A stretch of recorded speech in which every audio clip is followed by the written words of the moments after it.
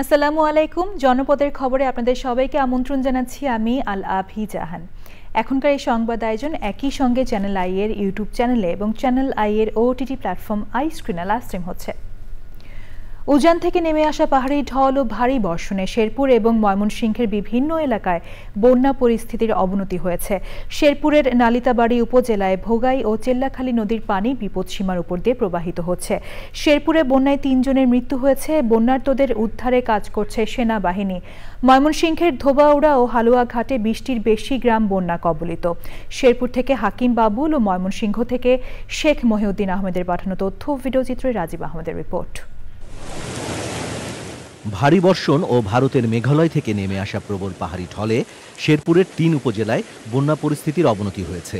নলিতাবাড়ি, ঝিনাইগাতি ও শ্রীবর্দী উপজেলার ২০ ইউনিয়নের ১২২টি গ্রাম প্লাবিত হয়েছে। এসব এলাকায় ৫০,০০০-এরও বেশি মানুষ পানিবন্দী। নালিতাবাড়ি ও ঝিনাইগাতি উপজেলার বন্যা পরিস্থিতি ভয়াবহ আকার ধারণ করেছে। নিরাপদ আশ্রয়ের সন্ধানে যাওয়ার সময় নালিতাবাড়িতে নারীসহ ৩ জনের মৃত্যু হয়েছে। আমাদের এলাকার সবাই ক্ষয়ক্ষতি হয়েছে। আঁশ মুরগি গেছে, পুকুরে মাছ ছিল গেছে, বাড়িঘর সব ভেঙে গেল, পানি ভরা, বাড়িঘরে কোনো গাম জানা। আমাদের ঘর বাড়ি ভেঙে গেছে, অনেক ঘরে পানি উঠে ঘর তুলে গেছে অর্ধেক। পানিবন্দী মানুষদের উদ্ধারে ফায়ার সার্ভিস ও স্বেচ্ছাসেবীরা কাজ করছেন। শুক্রবার সন্ধ্যার পর থেকে পানিবন্দীদের উদ্ধারে নেমেছে সেনাবাহিনী। ঝিনাইগাতি ও নালিতাবাড়ি উপজেলার সকল শিক্ষা প্রতিষ্ঠানকে আশ্রয়কেন্দ্র ঘোষণা করেছে উপজেলা প্রশাসন।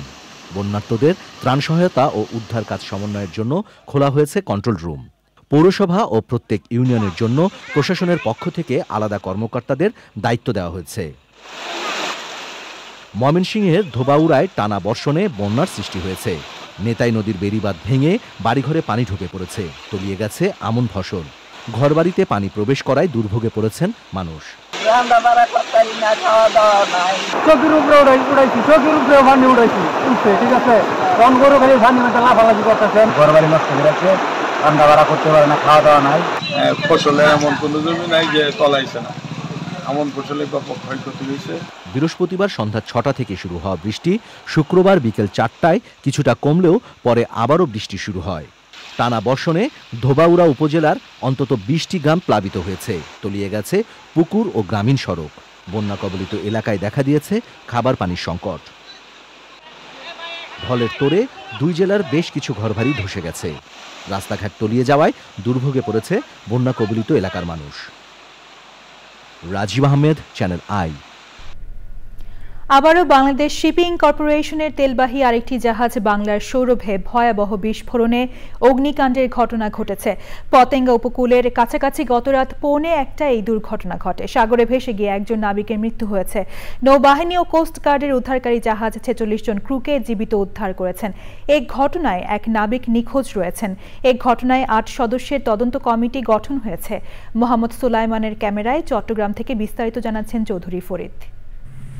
সোমবার বাংলাদেশ শিপিং কর্পোরেশনের মালিকানাধীন তেলবাহী জাহাজ বাংলা জ্যোতিতে ভয়াবহ বিস্ফোরণ ও অগ্নিকাণ্ডের ঘটনায় ৩ জন নাবিক নিহত এবং ব্যাপক ক্ষয়ক্ষতি হয় এই জাহাজের।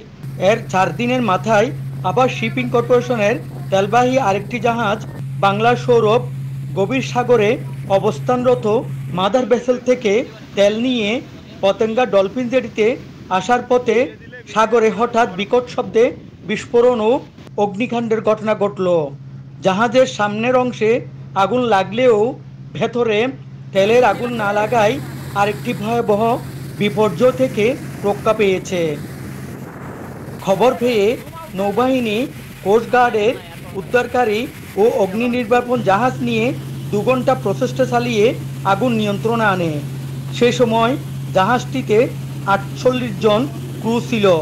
হঠাৎ মাঝ সমুদ্রে জাহাজে বিস্ফোরণে আগুন লাগার ঘটনায় দিশাহারা হয়ে নাবিকেরা প্রাণ বাঁচাতে সাগরে ঝাঁপ দেয়। অগ্নি নির্বাপন ও উদ্ধারে যায় কোস্টগার্ডের ৩টি মেটাল শার্ক CGT প্রমত্ত উদ্ধারকারী টাগবোট এবং নৌবাহিনীর আরও ৪টি টাগবোট। সে সময় ৪৬ জন নাবিককে জীবিত উদ্ধার করলেও পরে সমুদ্র থেকে ভাসমান অবস্থায় উদ্ধার করা হয় সাদেক নামে এক নাবিকের লাশ। নিখোঁজ রয়েছে আরও একজন নাবিক। জাহাজটিতে 11,600 মেট্রিক টন ক্রুড অয়েল ছিল বলে জানা যায়। এ জাহাজেও কেন বিস্ফোরণ তা এখনও জানা যায়নি। উদ্ধার হওয়া নাবিকদের নৌবাহিনী হাসপাতালে জরুরি চিকিৎসা সেবা দেয়া হয়। Chowdhury Farid, channel I, Chittagong. সাবেক তত্ত্বাবধায়ক সরকারের উপদেষ্টা হোসেন জিল্লুর রহমান বলেছেন, নিষ্ঠুর ও দুর্নীতি পরায়ণ শাসন ব্যবস্থা থেকে মুক্ত হওয়ার পর তৃণমূল পর্যায়ের মানুষের সঙ্গে কেন্দ্রের দূরত্ব কমিয়ে আনা গেলে কাঙ্ক্ষিত সংস্কার সম্ভব। রংপুরে শহীদ আবু সাইদ হেলথ ক্যাম্প উপলক্ষে সংবাদ সম্মেলনে তিনি দেশ পরিচালনায় আমলাতান্ত্রিক ও কেতাবি ব্যবস্থাকে বিপজ্জনক বলে মন্তব্য করেন। দেশে সুশাসন প্রতিষ্ঠায় অন্তর্বর্তী সরকার ও নাগরিকদেরও জবাবদিহিতার মধ্যে থাকার উপর গুরুত্ব আরোপ করেন তিনি। আবু সাইদ হেলথ ক্যাম্পে power and participation research centre পিপিআরসির উদ্যোগে 2000 মানুষকে বিনামূল্যে স্বাস্থ্য সেবা দেওয়া হবে। এক ধরনের নিষ্ঠুর দুর্নীতিপরায়ণ একটা শাসন ব্যবস্থা আমরা দেখেছি, সেগুলো থেকে তো মুক্ত হতে চাই সবাই, তো সেই জন্যই এই আকাঙ্ক্ষাটা করছে। আমলাতান্ত্রিক ঘেরাটোপের মধ্যে থেকে সমাধানের চেষ্টা, যেটা স্ববিরোধী অনেক সময়, আরেকটা হচ্ছে কেতাবি সমাধানের ঘেরাটোপের মধ্যে থাকা। সুন্দর সুন্দর তাইলে তখন ওটা ওই শেলফেই থাকবে, এটার কার্যকারিতা অ্যাকচুয়ালি হবে না। রংপুরে খাদ্য বিভাগের সিন্ডিকেটের বিরুদ্ধে সরকারি গুদাম থেকে 144 মেট্রিক টন চাল, গম সহ খালি বস্তা আত্মসাৎ করে গুদাম ইনচার্জের উপর দায় চাপানোর অভিযোগ উঠেছে। বৈষম্য বিরোধী ছাত্র জনতার আন্দোলনে খাদ্য বিভাগের কর্মকর্তাদের নির্দেশে আওয়ামী লীগ নেতাকে উৎকোচ না দেওয়ায় ষড়যন্ত্র করার কথা জানিয়েছেন ওই গুদাম ইনচার্জ। তবে অভিযোগ অস্বীকার করে তদন্ত করে আইনি ব্যবস্থা নেওয়ার কথা জানিয়েছেন খাদ্য বিভাগের কর্মকর্তারা। মেইনা লাভলি রিপোর্ট। বৈষম্য বিরোধী ছাত্র জনতার আন্দোলন দমাতে আওয়ামী লীগ নেতাকে 1 লাখ টাকা না দেয়ায় আওয়ামী লীগ সরকারের আশীর্বাদপুষ্ট খাদ্য বিভাগের সিন্ডিকেটের ষড়যন্ত্রের কবলে পড়ার অভিযোগ করেছেন রংপুর সদর উপজেলা খাদ্য গুদামের সাবেক ইনচার্জ কানিজ ফাতেমা।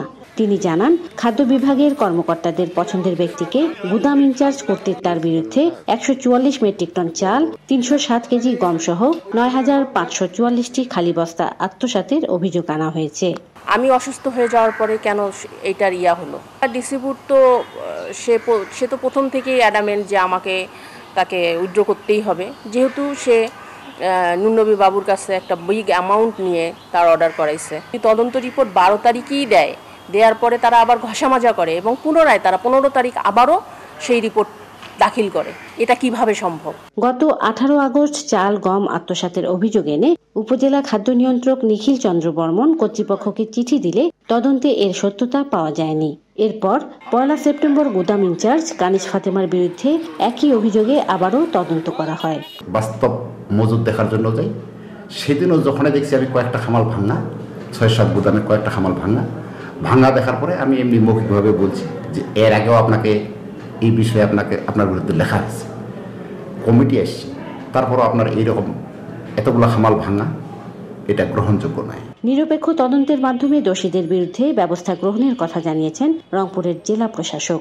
যাকে সাসপেন্ড করা হয়েছে সে বলছে সে এটার সাথে জড়িত না, সেই বিষয়ে আমরা কর্তৃপক্ষের দৃষ্টি আকর্ষণ করব এবং তাদেরকে এই তদন্ত যেন সুষ্ঠুভাবে এবং একবারে নিরপেক্ষভাবে হতে পারে, অনুষ্ঠিত হতে পারে, সেই বিষয়ে আমরা তাদের দৃষ্টি আকর্ষণ করব। উচ্চ পর্যায়ের তদন্ত কমিটি গঠন করে খাদ্য বিভাগে অনিয়ম দুর্নীতি দূর করার দাবি জানিয়েছেন সচেতনরা। রংপুর থেকে মেরিনা লাভলি, চ্যানেল আই। এবারে প্রতিনিধিদের পাঠানো তথ্য ও ভিডিওচিত্র নিয়ে রাজীব আহমেদের রিপোর্ট। বাগেরহাটে 65 বিঘার মাছের ঘের দখলকে কেন্দ্র করে আওয়ামী লীগ নেতা মহর আলী গাজীর অত্যাচার নির্যাতনের অভিযোগ এনে প্রতিবাদে বিক্ষোভ ও মানববন্ধন করেছেন জমির মালিকরা। বরিশাল 5 নং ওয়ার্ড 7 নং গুচ্ছগ্রামের বাসিন্দা রিকশা চালক রমজান মৃধার হত্যাকারীদের শাস্তির দাবিতে মানববন্ধন ও বিক্ষোভ মিছিল করেছেন 5 নং ওয়ার্ডবাসী। চুয়াডাঙ্গার সড়কে চলাচল নিরাপদ করতে মোটরসাইকেল চালকদের হেলমেট বিতরণ করেছে নিরাপদ সড়ক চাই। উপস্থিত ছিলেন চুয়াডাঙ্গা নিরাপদ সড়ক চায়ের সভাপতি অ্যাডভোকেট মানিক আকবর ও অন্যরা। গাইবান্ধা সুন্দরগঞ্জ উপজেলার বাজারপাড়া উচ্চ বিদ্যালয়ে ভারপ্রাপ্ত প্রধান শিক্ষক আবু রাইহান ও 8ম শ্রেণীর শিক্ষার্থী শামীম সহ কয়েকজন শিক্ষার্থীর ওপর বহিরাগত সন্ত্রাসীদের হামলার প্রতিবাদে বিক্ষোভ মিছিল ও মানববন্ধন করেছেন শিক্ষার্থীরা। মাদকদ্রব্যের অপব্যবহার রোধে রংপুরে করণীয় বিষয়ক কর্মশালা হয়েছে। জেলা প্রশাসক মোহাম্মদ রবিউল ফয়সালের সভাপতিত্বে প্রধান অতিথি ছিলেন মাদকদ্রব্য নিয়ন্ত্রণ অধিদপ্তরের মহাপরিচালক খন্দকার মুস্তাফিজুর রহমান। হবিগঞ্জের বানিয়াচং উপজেলার উত্তর সাঙ্গার সরকারি প্রাথমিক বিদ্যালয় মাঠে দক্ষিণ বানিয়াচংয়ে আলোচনা সভা ও দোয়া মাহফিল করেছে যুবদল। কিশোরগঞ্জের ইটনা উপজেলার বড়িবাড়ি ইউনিয়ন বিএনপির উদ্যোগে শান্তি সমাবেশ হয়েছে। প্রধান অতিথি ছিলেন কিশোরগঞ্জ জেলা বিএনপির যুগ্ম সাধারণ সম্পাদক অ্যাডভোকেট আমিনুল ইসলাম রতন। কুড়িগ্রামে বন্যায় ক্ষতিগ্রস্তদের ত্রাণ সামগ্রী বিতরণ করেছে Bangladesh young marketing professional association. Teesta তীরবর্তী বন্যায় ক্ষতিগ্রস্ত 200 পরিবারকে ত্রাণ সামগ্রী বিতরণ করা হয়। কুড়িগ্রামের রাজারহাট উপজেলার কালিরহাট এলাকায় তিস্তা নদীর ভাঙন কবলিত এলাকা পরিদর্শন করে স্থানীয়দের সাথে মতবিনিময় করেছেন পানি উন্নয়ন বোর্ডের মহাপরিচালক মোহাম্মদ আমিরুল হক ভূঁইয়া। কেন্দ্রীয় সফর সফল করার লক্ষ্যে জাতীয়তাবাদী সামাজিক সাংস্কৃতিক সংস্থা জাসাস ময়মনসিংহ বিভাগীয় শাখার উদ্যোগে প্রস্তুতি সভা হয়েছে।